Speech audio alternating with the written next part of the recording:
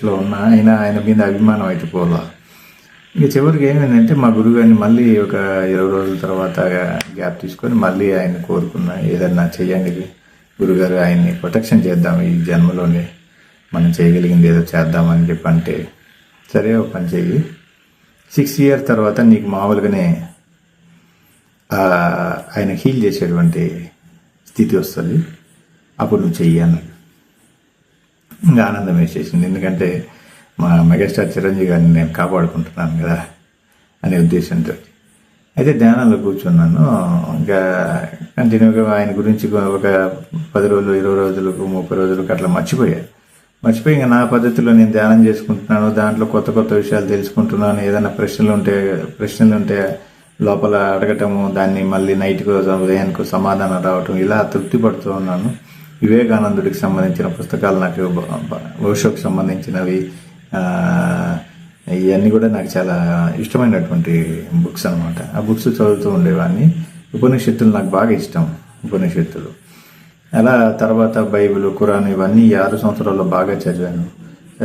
ధ్యానం చేస్తున్న కొన్ని నాకు ఈ ప్రపంచం పైన వైరాగ్యం వచ్చేసింది.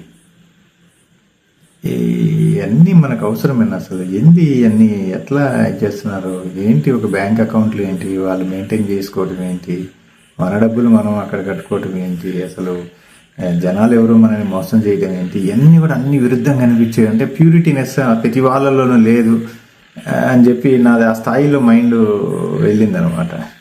ఈ పెళ్ళిళ్ళు ఏంటి, పిల్లలు ఏంటి, వాళ్ళను మన జీవితకాలం చూసుకోవటం ఏంటి, ఇలాగ వైరాగ్యమైనటువంటి సిచ్యువేషన్ వచ్చిందనమాట. చివరికి ఏమైందంటే 6 సంవత్సరాలు అయినాక మా గురువుగారు చెప్పినట్టుగానే సేకరించున్నాను. విశ్వజ్ఞానం చాలా వరకు అందుతూనే ఉంది. పూర్తిగా అని చెప్పాను కానీ చాలా వరకు మేజర్ పార్ట్ అంతా కూడా అందింది. కానీ అన్నీ కూడా నాకు అర్థమవుతూ ఉండేవి అనమాట.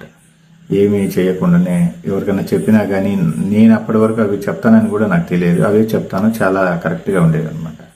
అలా అంత స్థాయి వచ్చిన తర్వాత మళ్ళీ ఒకరోజు మెగాస్టార్ గురించి ఏదైనా చేద్దామని అనిపించి ధ్యానంలో కూర్చున్నా.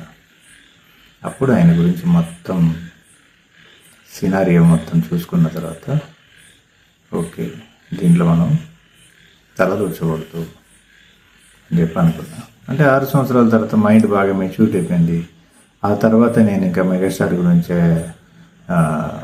ఆలోచించలేదు. కానీ ఇప్పుడు నేను మెగాస్టార్ గారిని హీల్ చేయగలను, ఈ జన్మలోనే ఆయన మోక్షం పొందగలిగేలా చేయగలను, అన్నిటి నుంచి స్వేచ్ఛ, ఫ్రీడమ్ ఇవ్వగలను.